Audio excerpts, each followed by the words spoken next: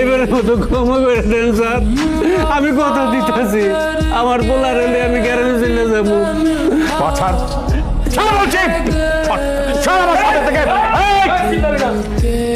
তোর কত বড় সাহস, তুই আমার মেয়ের গায়ে হাত তুলছিস?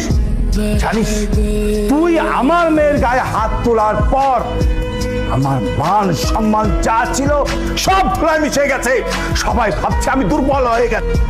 আমার বিজনেস পার্টনার, আত্মীয় স্বজন সবাই আমাকে দেখে হাসাহাসি করছে। আমার মেয়ে তোর বাবার ঝালমুড়ির দোকান ভেঙেছে, সেটার ক্ষতিপূরণও দিয়েছে।